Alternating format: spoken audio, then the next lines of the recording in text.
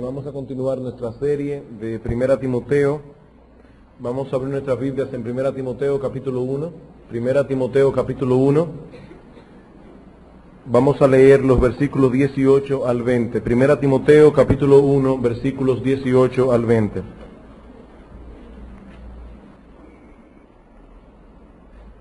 Este mandamiento, hijo Timoteo, te encargo para que conforme a las profecías que se hicieron antes en cuanto a ti, milites por ellas la buena milicia, manteniendo la fe y buena conciencia, desechando la cual naufragaron en cuanto a la fe algunos, de los cuales son Himeneo y Alejandro, a quienes entregué a Satanás para que aprendan a no blasfemar.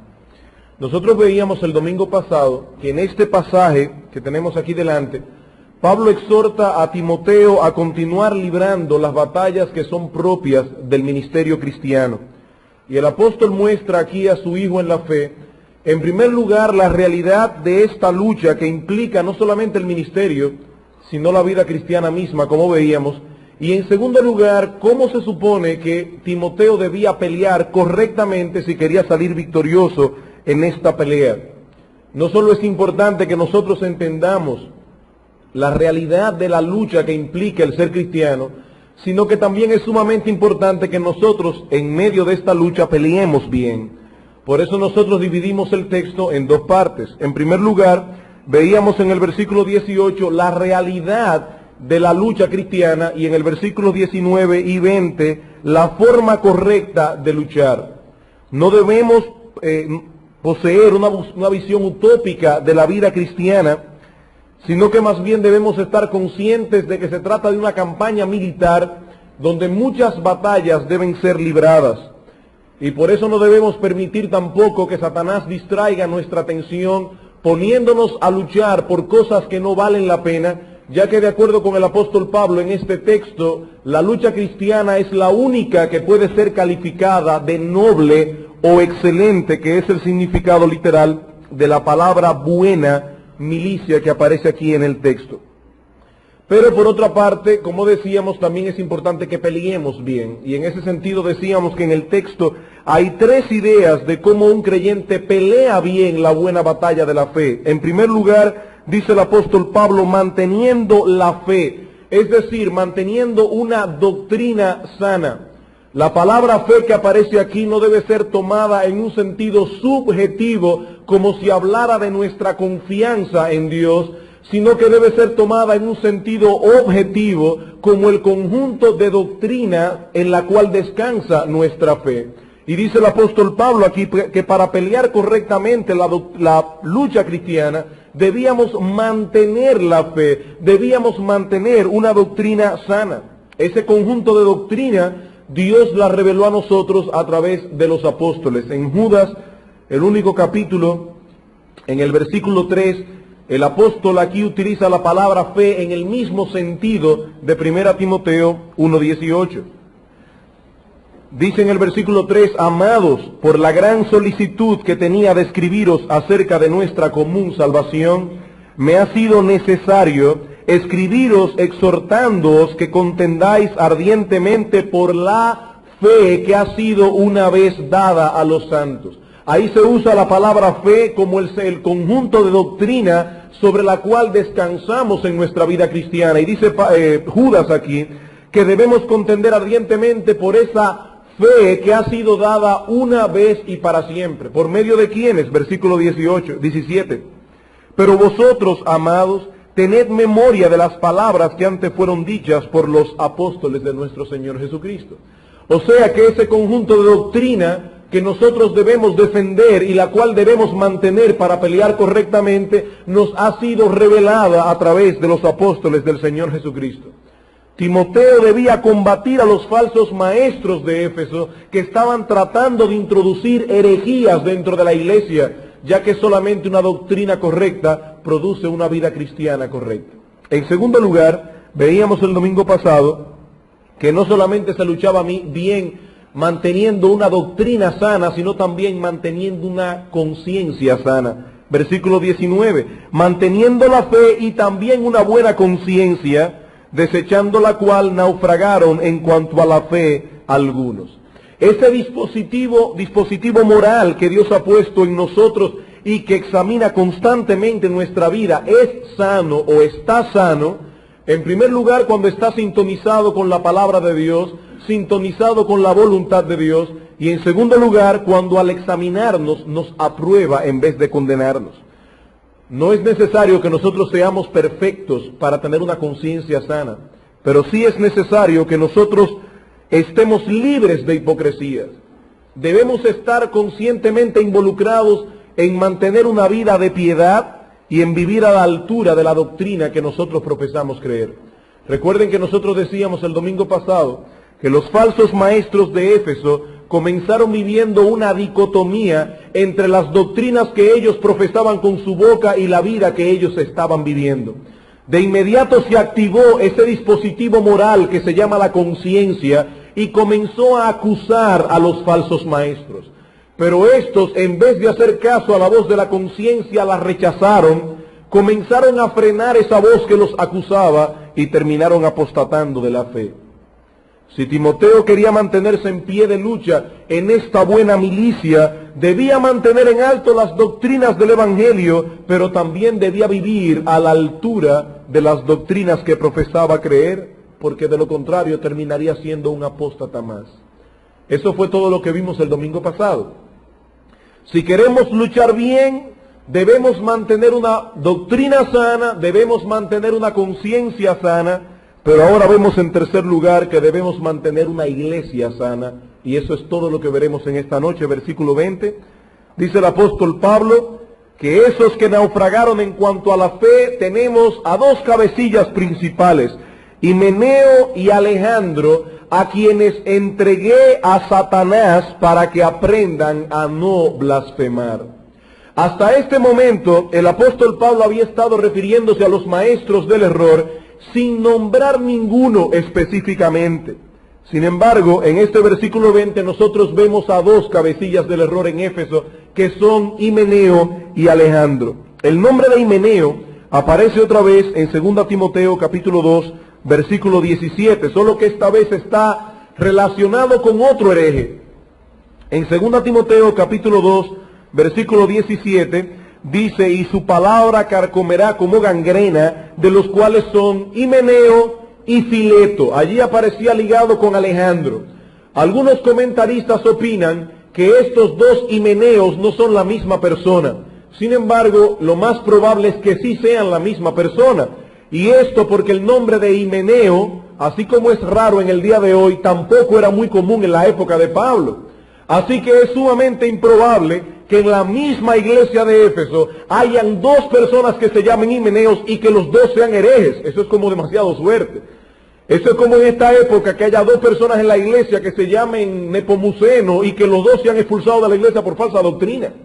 O sea que probablemente el Himeneo de 1 Timoteo es el mismo Himeneo de 2 Timoteo. Y aquí notamos claramente en qué estaban fallando estos maestros del error. Dice en el versículo 16 del capítulo 2, evita profanas y vanas palabrerías, porque conducirán más y más a la impiedad, y su palabra carcomerá como gangrena. Noten la expresión de lo que hace una herejía, de lo que hace una falsa doctrina en una iglesia, carcome como una gangrena, de los cuales son Himeneo y Fileto, que se desviaron de la verdad, diciendo que la resurrección ya se efectuó y trastornan la fe de algunos. Aparentemente, estos maestros del error de Éfeso estaban diciendo que la resurrección a la cual se refería la Biblia no es a ese acto milagroso a través del cual Dios levantará de la tumba el cuerpo de los muertos que han perecido en Cristo, sino que más bien se refería a la conversión. O sea, cuando una persona se convierte, ¿qué es lo que hace? Pasa de muerte a vida. En cierta forma, la conversión es una resurrección espiritual. Y es muy probable que los maestros del error en Éfeso estaban enseñando que la conversión es la única resurrección que debe esperar un creyente. Ahora imagínense ustedes, es como dice Pablo, si no hay resurrección, entonces comamos y bebamos que mañana moriremos.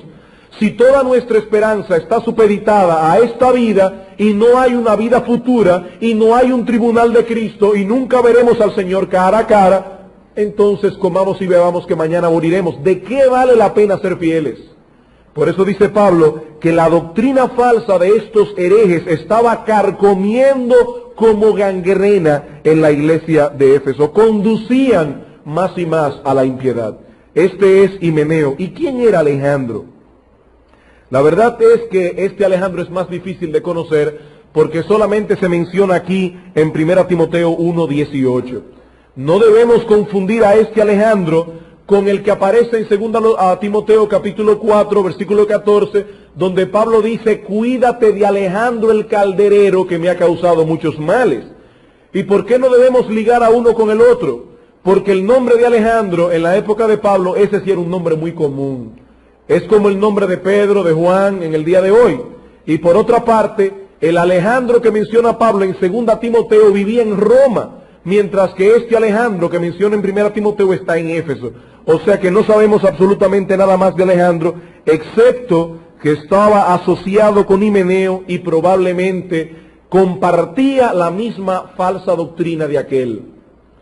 Ahora, ¿por qué el apóstol Pablo anteriormente no se había atrevido o no había querido mencionar el nombre de ningún hereje y ahora en el versículo 20 menciona dos?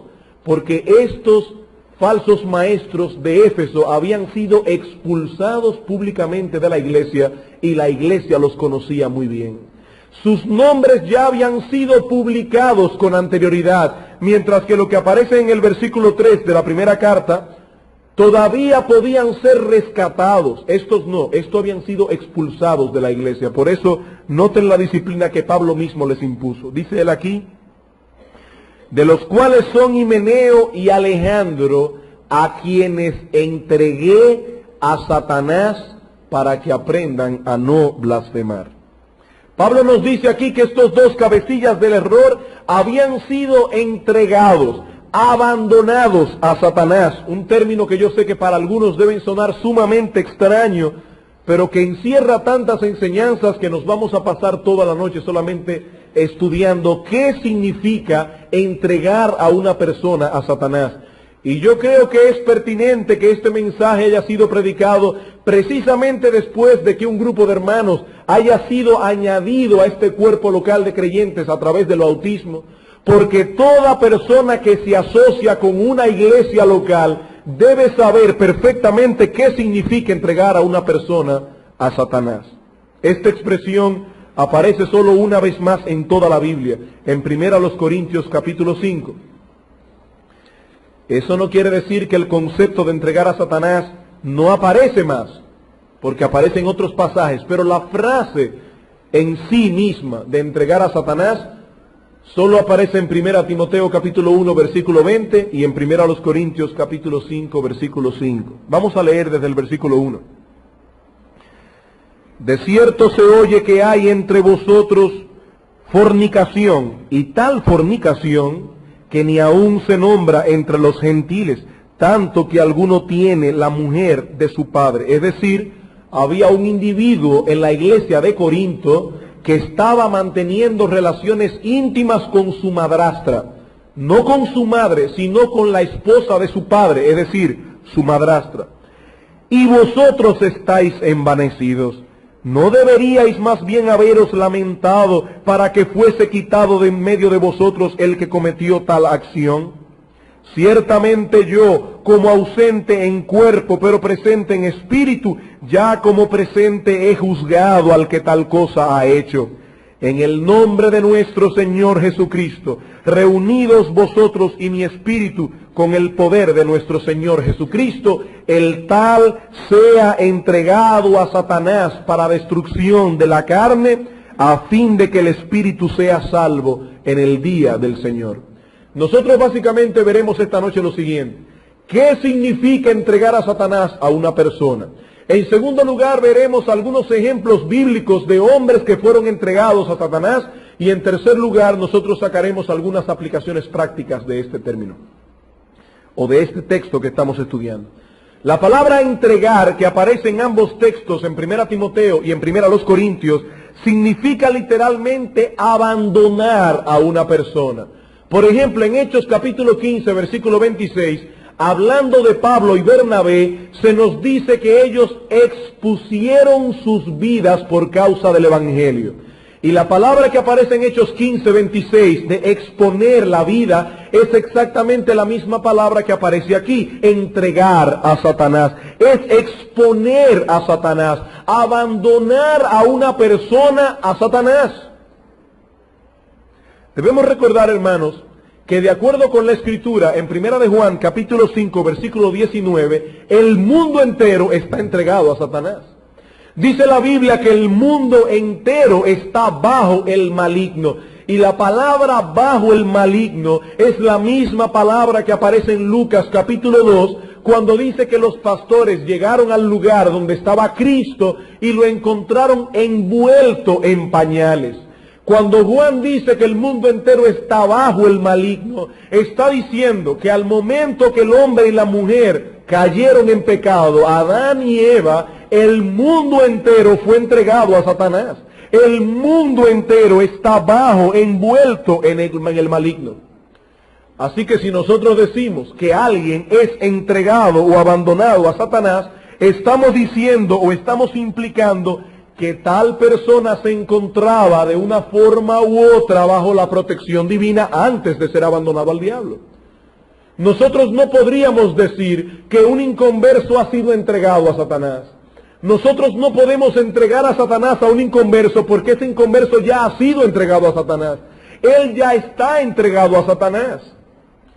Se entrega a Satanás una persona que de una forma u otra estaba anteriormente bajo la protección divina, pero de repente ha sido abandonado por Dios.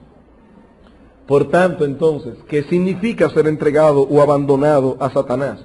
Significa sencillamente ser expulsado de esa esfera de protección divina, la cual, de acuerdo con la Escritura, se encuentra dentro del pueblo de Dios.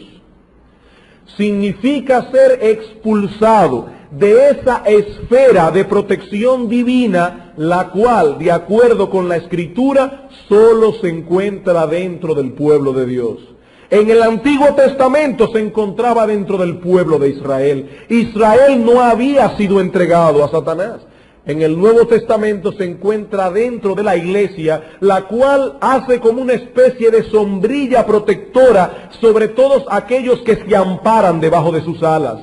Entregar a Satanás a una persona que se encuentra dentro de esa sombrilla protectora es expulsarla fuera de esa esfera de protección divina.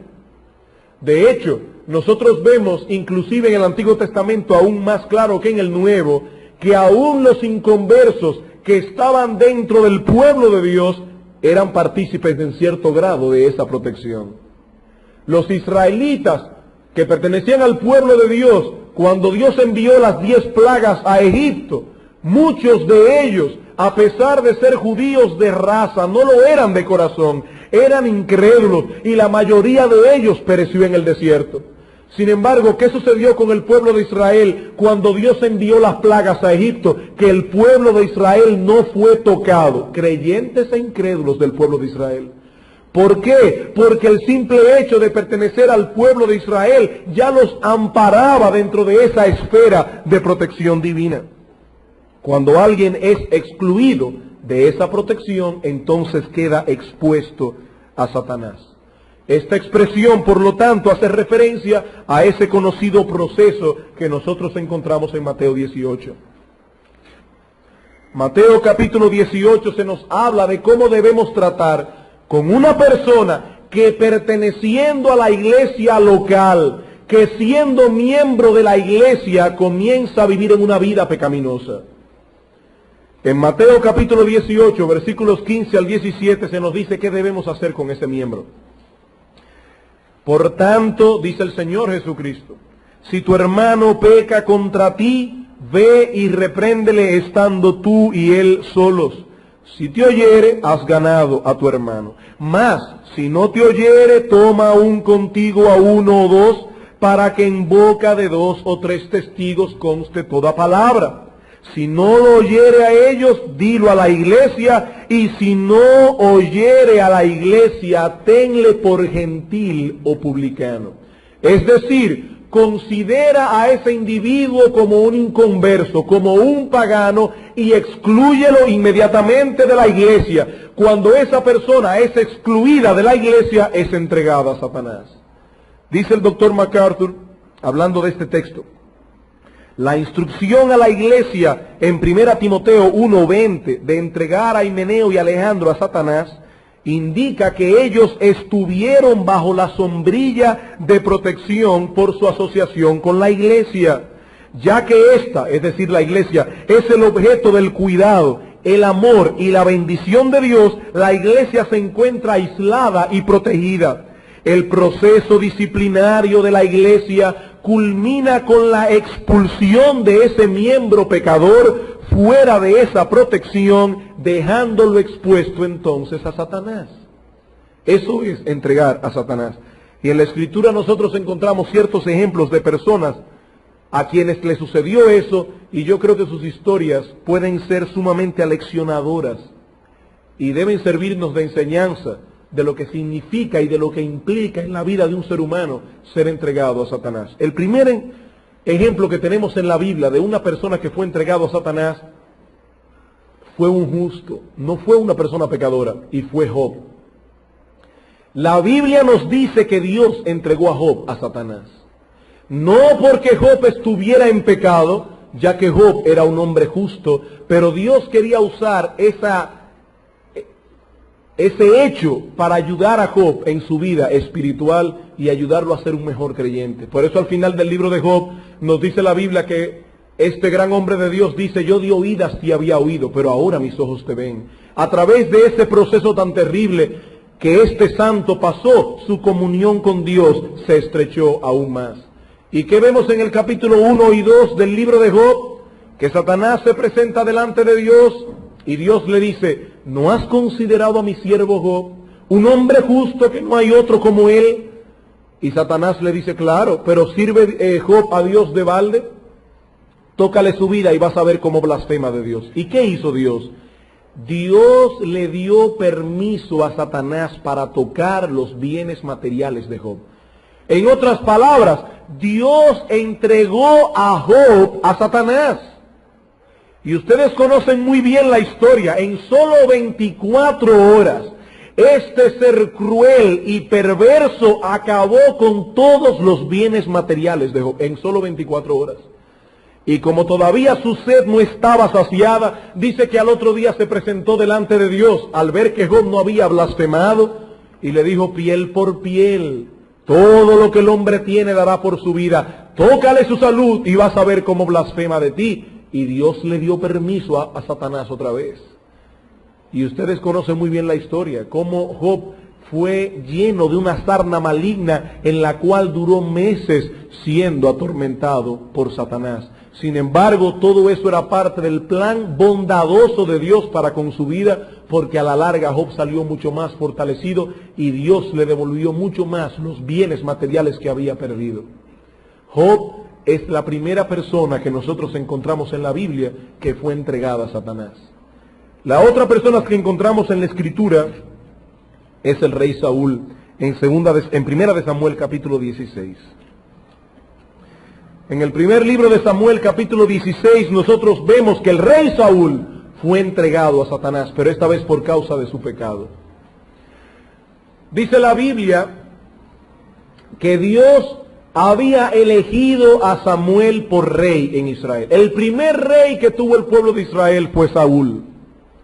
Pero dice la Escritura que este hombre, en vez de hacer las cosas como Dios se le había pedido, comenzó a envanecerse poco a poco. Comenzó a centrar toda su vida en él mismo. Este hombre comenzó a usar el poder que Dios le había concedido, la autoridad que Dios le había concedido para su propio provecho, y llegó un momento en que Dios retiró su protección divina sobre este rey.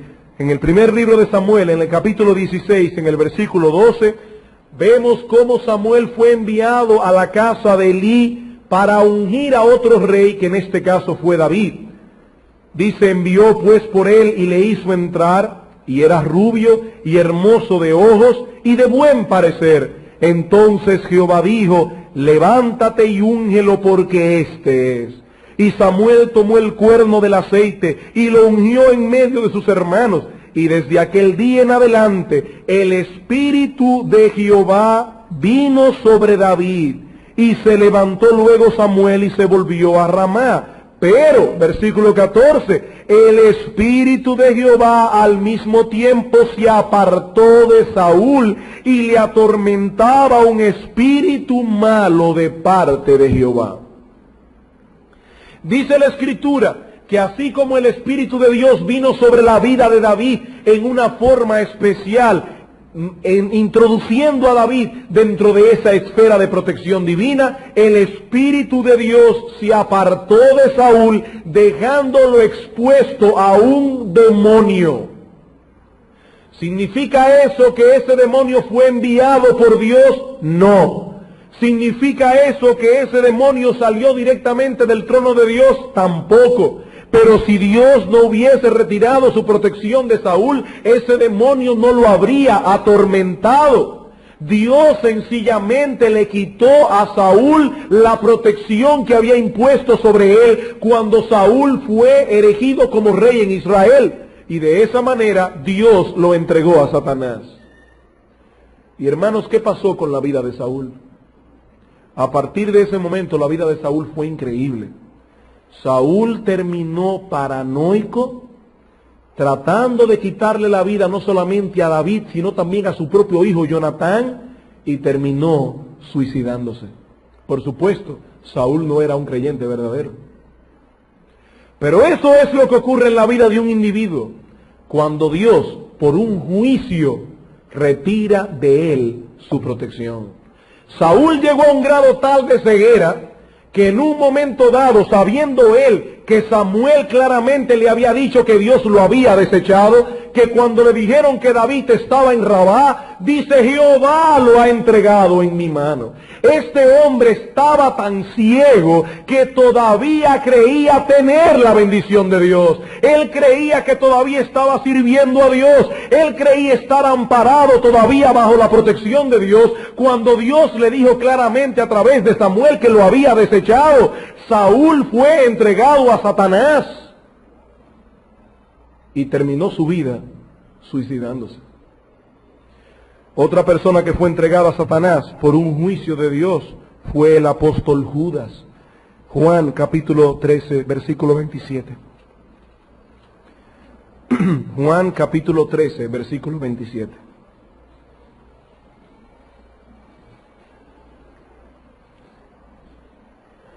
Dice la Escritura que Judas pasó probablemente unos 3 años con el Señor.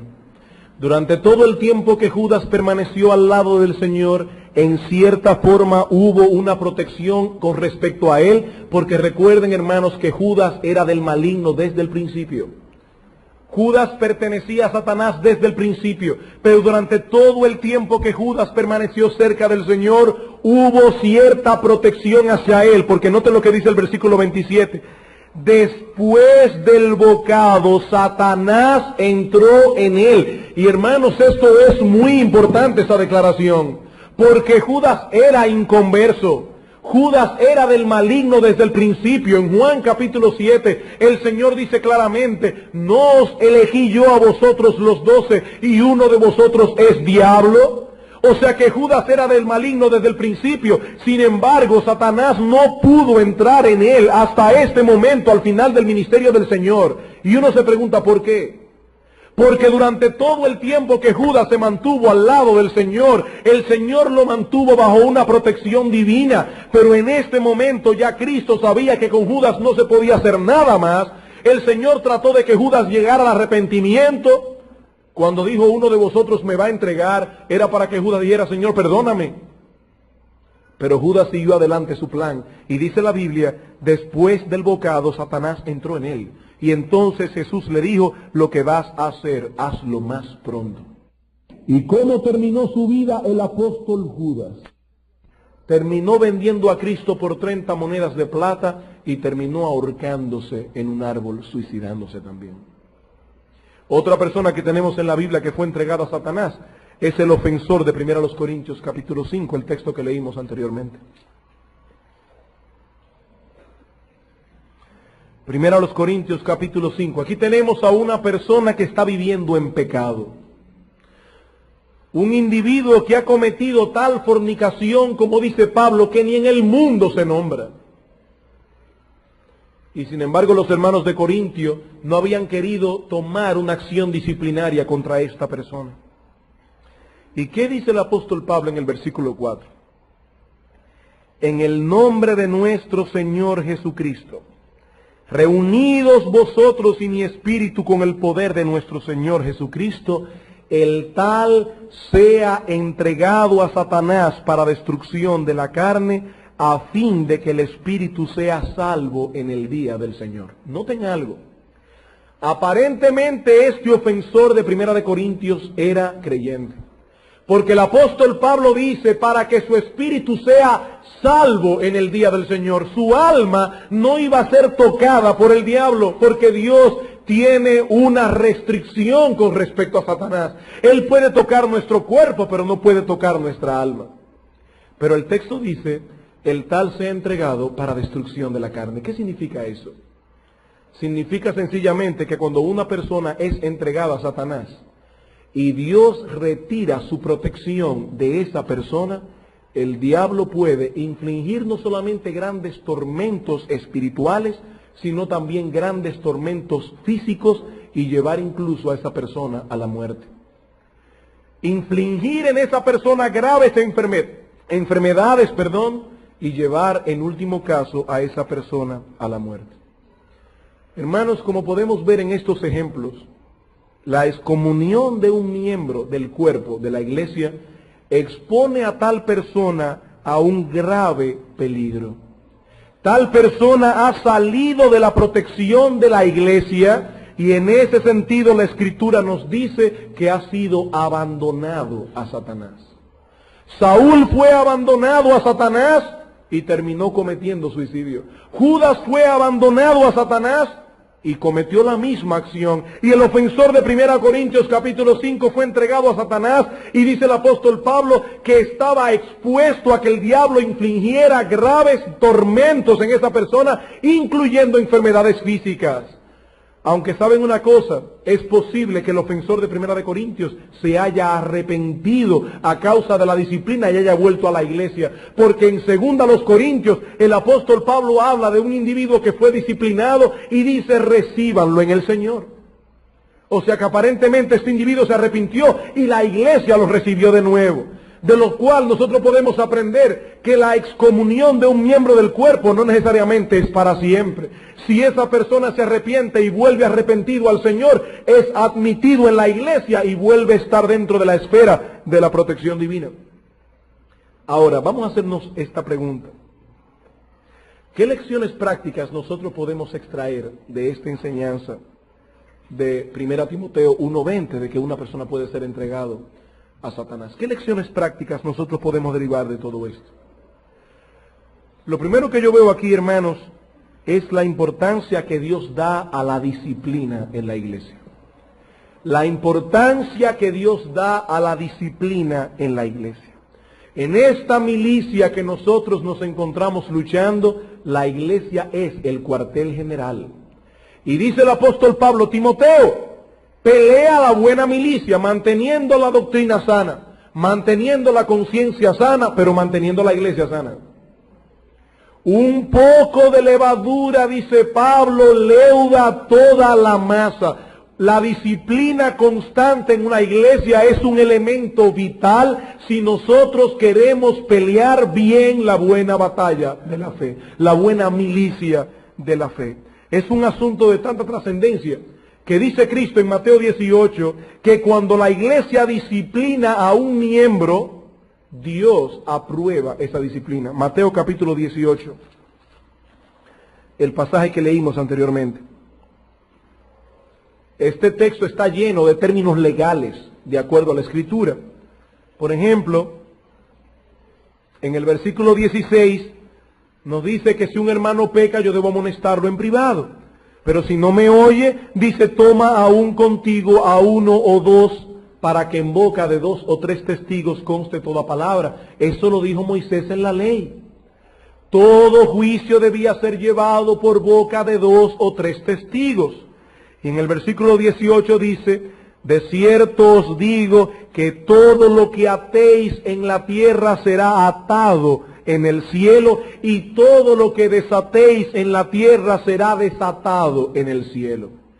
La expresión atar y desatar era una expresión legal de aquel tiempo. Cuando un grupo de hombres tomaban una decisión legal, se decía que esas personas habían atado esa decisión. Cristo está diciendo, si ese individuo no oye a la iglesia, tenlo por gentil y publicano. Y recuerden esto, que toda decisión que ustedes tomen en la tierra, Dios la tomará igualmente en el cielo. Todo lo que atéis en la tierra, todo veredicto que la iglesia determine como tribunal superior de un creyente, va a ser sancionado por el Señor en los cielos. Incluso en el libro de Apocalipsis, el Señor reprende a una iglesia que aparentemente era una iglesia buena. Externamente se veía como una iglesia sana, pero era una iglesia que no estaba practicando la disciplina dentro de sus miembros. Apocalipsis capítulo 2, versículo 14. Noten, el versículo 13 para que vean qué tipo de iglesia era la iglesia de Pérgamo. Yo conozco tus obras y dónde moras, dónde está el trono de Satanás, pero retienes mi nombre y no has negado mi fe, ni aun en los días en que Antipas, mi testigo fiel, fue muerto entre vosotros, donde mora Satanás. Pero tengo unas pocas cosas contra ti, que tienes ahí a los que retienen la doctrina de Balaam, que enseñaba a Balac a poner tropiezo ante los hijos de Israel, a comer de cosas sacrificadas a los ídolos y a cometer fornicación. ¿Quién era este Balaam y quién era este Balac?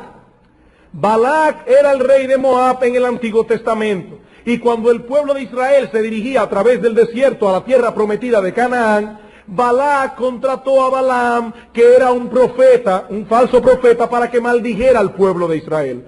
Balac pensaba, si este profeta Balaam maldice al pueblo, Dios va a dejar de bendecirlos. De esa manera, cuando Balaam se paró en el monte para maldecir al pueblo de Israel, dice que el Espíritu de Dios vino sobre él y cambió la maldición en bendición. Y Balac le dice, pero ven acá, yo te contraté para que me maldijeras al pueblo, y resulta que ahora tú lo estás bendiciendo. Lo pagó otra vez y Balaam volvió de nuevo, y cuando iba a maldecir al pueblo, el Espíritu de Dios vino sobre Balaam y volvió a bendecir a Israel. Después que pasó la historia, dice la Escritura que Balaam le dijo a Balac, ¿tú quieres realmente que Dios maldiga al pueblo de Israel? La forma correcta no es que yo lo maldiga, es induciendo al pueblo a pecar. Dios es un Dios santo. Si tú haces que el pueblo de Israel caiga en pecado, Dios va a retirar sus bendiciones de él.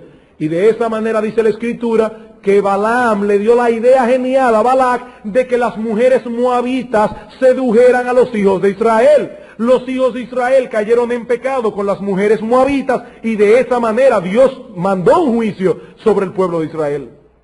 ¿Qué estaba sucediendo en esta iglesia de Pérgamo? Que aparentemente había un hermano o quizás un grupo de hermanos que son típicos en una iglesia que siempre están diciendo, pero tal cosa no es pecado. ¿Y qué tiene de malo que una persona haga esto o aquello? Total, un ídolo no es nada en este mundo. Mientras tú mantengas tu cuerpo sano, no hay ningún problema en participar de ciertas fiestas, en participar de ciertas reuniones sociales. Lo importante es no contaminarse con ellos. Y dice Cristo, ustedes tienen a esas personas dentro de la iglesia y por eso los voy a castigar. La iglesia de Cristo tiene que mantenerse sana de este tipo de personas y deben ser excluidas de su membresía. Deben ser excluidas de su membresía, porque un poco de levadura leuda toda la masa. Así que lo primero que aprendemos en el texto de Primera Timoteo y Primera Corintios, es la importancia que debemos dar a la disciplina dentro de la iglesia. Hay personas que se asombran cuando oyen que un miembro ha sido disciplinado. Y se espantan cuando ven que se dice en público, el hermano fulano de tal está en pecado y ha sido excluido de la membresía de la iglesia. Y dicen, eso es poco ético, eso lo mandó Cristo en su palabra. Y una iglesia que no hace eso está destinada a la destrucción. Porque un poco de levadura leuda toda la masa.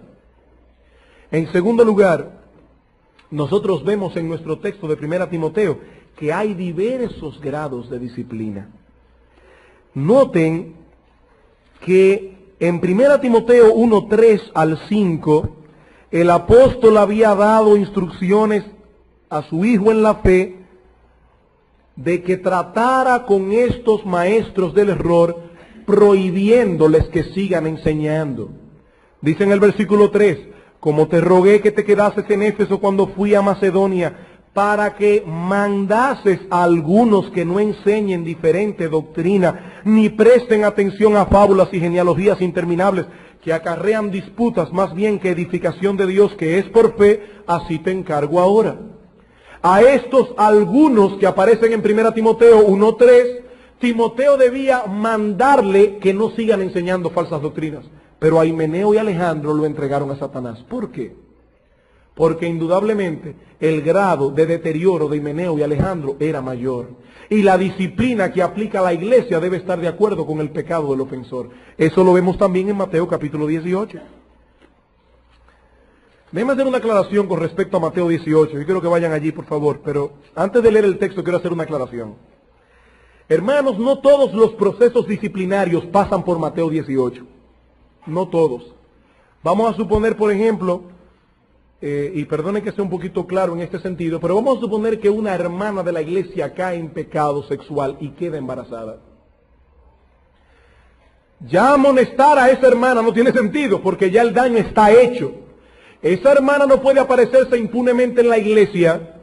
Bueno, ya se arrepintió, sí, ya se arrepintió, pero su pecado ha tenido consecuencias públicas y por lo tanto debe ser disciplinada públicamente. Si verdaderamente está arrepentida, no tiene por qué ser excluida de la membresía de la iglesia, pero mientras tanto, todos sus privilegios como miembro han sido quitados. Esa hermana ha sido disciplinada. Ya no vale la pena seguir todo este proceso, el daño ya está causado. O vamos a suponer que a un hermano de la iglesia se le acuse de ladrón, y que un tribunal humano, vamos a suponer que es un impío que acusa al hermano de ladrón y lo lleva a tribunales, y en el tribunal se comprueba que ese hermano verdaderamente robó, que es un ladrón. Ahí no hay que seguir el proceso de Mateo 18, ya eso está claro, ese individuo debe ser excluido de la iglesia. Pero en casi todos los procesos disciplinarios, Mateo 18 debe ser seguido. Estos ejemplos que yo he dado son las, ¿cómo se llaman? Las excepciones que confirman las reglas. ¿Cuál es entonces el proceso que debe llevar una iglesia en una disciplina a un hermano que peca? Dice el versículo 15. Por tanto, si tu hermano peca contra ti, ve y repréndele estando tú y él solos. Bueno, pero si no fue contra mí, hermanos, el contra ti de este texto no debe ser tomado tan literalmente como si el pecado fuera, tiene que ser necesariamente contra mí. Desde que un hermano peca ya entra el proceso de Mateo 18 si yo sé que ha pecado. Ve y repréndele estando tú y él solos. Tú no tienes derecho a llamar a nadie para contarle acerca de la falta de este hermano. Tu deber es amonestarlo solo, en privado. Si te oyere, has ganado a tu hermano. Vamos a suponer que el hermano dice, wow, es verdad, yo he pecado. Entonces ganaste a tu hermano. Aunque déjeme hacer otra aclaración aquí. Si el pecado ha sido grave y inconversos se han enterado de esa acción, tú debes decirles, hermano, yo te insto a que vayas a los pastores de la iglesia para que ellos te ayuden en ver cómo seguir, cuál es el curso de acción a seguir en ese caso. Y los pastores involucrarse en el proceso. Pero has ganado a tu hermano y ese hermano tiene que ser disciplinado públicamente. Más, si no te oyere, toma aún contigo a uno o dos, para que en boca de 2 o 3 testigos conste toda palabra. Él no oyó tu amonestación. cuéntaselo a un hermano, pero solamente con el propósito de que ese hermano vaya contigo a tratar de ganar a este hermano. Pero si no lo oyere a ellos, dilo a la iglesia. Es decir, se le dice a este hermano, bueno, como tú no quieres entrar en razón, nosotros vamos a llevar este caso a los pastores de la iglesia para que los pastores se encarguen de llevar el caso a la iglesia. Y se le dice a la iglesia, el hermano fulano de tal ha sido amonestado por algunos hermanos y ese hermano no quiere entrar en razón. Eso hace que la iglesia completa se involucre en la tarea de tratar de ganar al hermano. Noten todos los pasos que el Señor está dando para evitar llegar hasta el fin. Ahora, ¿qué sucede si después de decírselo a la iglesia y la iglesia involucrada con este hermano, ese hermano no entra en razón? Dice Cristo, si no hiere a la iglesia, tenle por gentil y publicano. Este miembro debe ser excluido y al ser excluido es entregado a Satanás. Al ser excluido, ese miembro ha quedado fuera de la protección que Dios tiene sobre su iglesia y ha sido abandonado a Satanás. Eso es lo que enseña la Escritura. Pero por otra parte, en tercer lugar, nosotros aprendemos en nuestro texto la seriedad de una expulsión. Hermanos, la iglesia debe tratar por todos los medios provistos por Dios para evitar que un hermano llegue a ser expulsado de la iglesia. Noten que yo no estoy diciendo los pastores deben tratar. Yo estoy diciendo la iglesia entera, compuesta por todos los hermanos, debe tratar por todos los medios provistos por Dios de que un hermano no llegue a ser excluido de la membresía. La iglesia de Cristo no es simplemente una especie de comunidad religiosa donde toda nuestra responsabilidad consiste en venir a los cultos a adorar al Señor y escuchar un sermón. No. Se trata del cuerpo de Cristo al cual estamos unidos orgánicamente si somos cristianos, y ser excluidos de esa comunión acarrea consecuencias muy serias. Muy serias. Por tanto, toda la iglesia debe involucrarse en el proceso.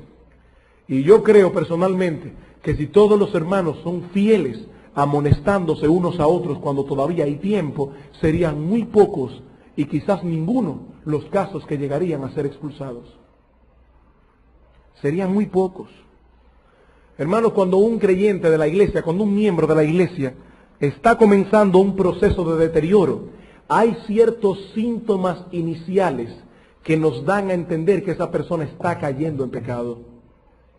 Y esos síntomas iniciales, a veces imperceptibles aún para la misma persona, deben ser un alerta rojo que de inmediato nos active a involucrarnos en amor con este hermano. Y eso es un deber que debe tener todo miembro de la iglesia local. Yo les voy a dar un ejemplo. Yo tengo la convicción de que el primer síntoma que tiene una persona cuando está comenzando un deterioro espiritual es que comienza a dejar de venir a la iglesia. Es el primer síntoma público que se manifiesta. Por supuesto, hay síntomas privados, pero de esos nadie se da cuenta. El individuo comienza a descuidarse en su devocional, comienza a descuidarse en su lectura bíblica, en su oración, en testificar. Pero hasta ahora nadie se ha dado cuenta porque eso es algo privado. Pero de repente este individuo comienza a dejar de venir a un culto. Comienza a dejar de venir a otro culto sin ninguna causa justificada. Y permítanme entre paréntesis aclarar a qué yo llamo una causa justificada, porque hay hermanos que tú le dices, ¿por qué no viniste a la iglesia? Porque estaba muy cansado. Eso no es una causa justificada. Porque me dolía la cabeza. Eso no es una causa justificada. A menos que tengas una migraña que no te deje ver ni la luz, entonces sí es justificado. Entonces, si tú ves que un hermano está dejando de venir a la iglesia a cualquiera de sus cultos, por ejemplo, tú viste algún hermano que no vino al culto del bautismo, por ejemplo, a estar con los hermanos que iban a dar testimonio público de su fe, eso es una falta grave. Tú debes involucrarte en saber por qué esa persona no ha venido a un culto de la iglesia y llamarlo a su casa y preguntarle, hermano, ¿qué está pasando? Puede ser que ese hermano haya estado enfermo, entonces necesita tu consolación. O puede ser que ese hermano haya comenzado un deterioro en su vida espiritual. ¿Y saben algo?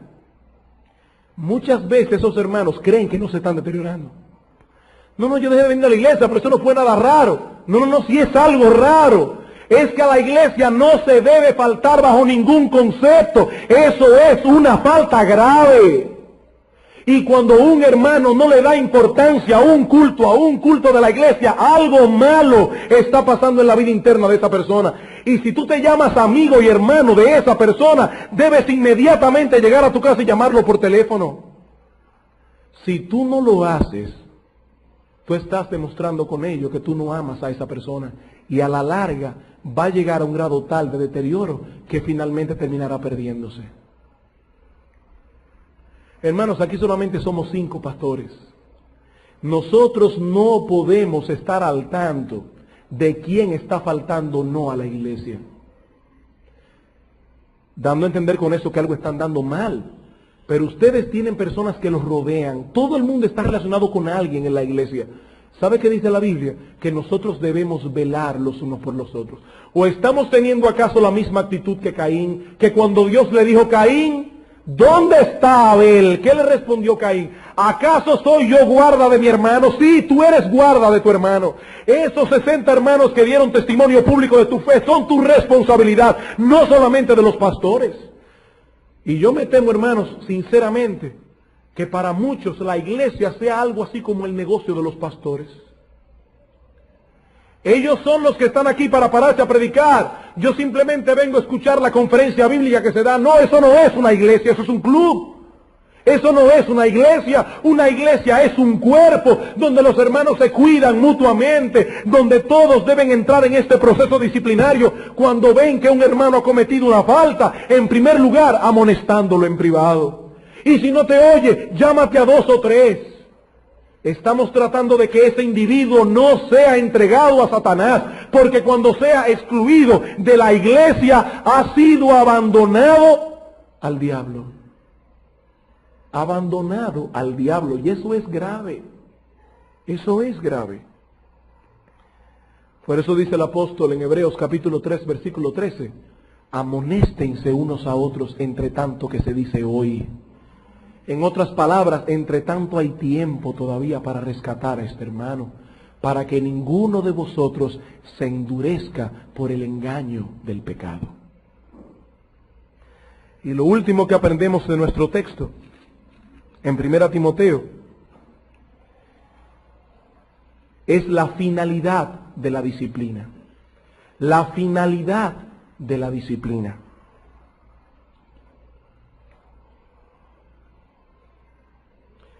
Dice en el versículo 20, de los cuales son Himeneo y Alejandro, a quienes entregué a Satanás para que aprendan a no blasfemar. Pablo nos dice aquí que Himeneo y Alejandro fueron entregados a Satanás para que aprendan a no blasfemar. Toda disciplina, aún la más severa, incluyendo la exclusión, debe ser hecha con un propósito restaurativo. Debe ser hecha con un propósito restaurativo. La palabra aprender posee el significado de entrenar o educar. Sin embargo, es usada muchas veces para referirse a ese tipo de entrenamiento que conlleva en sí mismo castigo. Por ejemplo, en Hebreos capítulo 12, versículos 6 y 7, dice, hijos míos, no desprecien la disciplina del Señor, porque el Señor al que ama disciplina y ¿qué cosa? Castiga a todo aquel que recibe como hijo. La palabra castigar es la misma palabra griega que aparece aquí en 1 Timoteo 1:20 como aprender. En 1 Corintios capítulo 11, versículo 32, dice, si nosotros nos juzgamos a nosotros mismos, no seríamos condenados con el mundo, mas siendo juzgados, somos ¿qué? Castigados. La misma palabra otra vez. Por lo tanto, ¿qué es lo que Pablo está diciendo aquí? Que nosotros debemos amonestar al hermano en privado para que ese hermano crezca en su fe. Y lo amonestamos en público con el mismo propósito. La disciplina debe ser restaurativa. Siempre procura la restauración del miembro que está en pecado. Por eso, si una iglesia no disciplina a sus miembros, está demostrando con ella que no tiene una preocupación real por el bienestar espiritual de los hermanos. Esa iglesia no se preocupa por sus miembros. Hay iglesias donde los hermanos se van, pecan y nadie les da mente a eso. Ustedes nunca oyen que disciplinan a ese miembro. Eso demuestra que esa iglesia no está preocupada genuinamente por el cuidado espiritual de sus hermanos. Y será finalmente una iglesia que acabará siendo destruida, porque el Señor mismo quitará el candelero de su lugar. En conclusión, hermanos, nosotros estamos luchando una guerra que la Escritura califica de noble o excelente, la única guerra que puede ser calificada así. Pero ¿saben algo? A pesar de ser noble y excelente, es una guerra despiadada y feroz. Dice William Gurnall en su libro El cristiano y su completa armadura, hablando de la guerra del cristiano, dice: el tema de este tratado es solemne. Una guerra entre los santos y Satanás, ante la cual la más sangrienta y cruel que haya sido peleada alguna vez por los hombres, vendrá a ser no más que un deporte o un juego de niños. El escenario donde esta guerra es peleada es en el alma de cada hombre. No hay neutrales en esta guerra. El mundo entero está comprometido, ya sea del lado de Dios contra Satanás o del lado de Satanás contra Dios. ¿Cómo debemos pelear esta guerra? Dice Pablo: manteniendo una doctrina sana, manteniendo una conciencia sana, manteniendo la iglesia sana. Y hermanos, la idea que queremos dejar en ustedes en esta noche es que todos nosotros estamos comprometidos a que estas tres cosas estén claras en nuestra iglesia. Todos, no solamente los pastores. Hermano, ¿cuándo fue la última vez que tú llamaste a un hermano que tú sabías que no estaba viniendo a la iglesia para amonestarlo y preguntarle qué estaba pasando? ¿Cuándo fue la última vez? Porque si hace mucho que no lo haces, tú deberías revisar tu vida. Deberías revisar tu vida, en serio. El pecado te está endureciendo contra tus hermanos. Tú no puedes decir que tú amas a nadie en esta iglesia hasta que no estés comprometido en sanearla de esa manera. Por lo tanto, nosotros esperamos que al regreso de nuestro general, este batallón completo, junto con los 60 hermanos que se bautizaron en estas semanas, se encuentre íntegro peleando la buena batalla de la fe. Vamos a orar.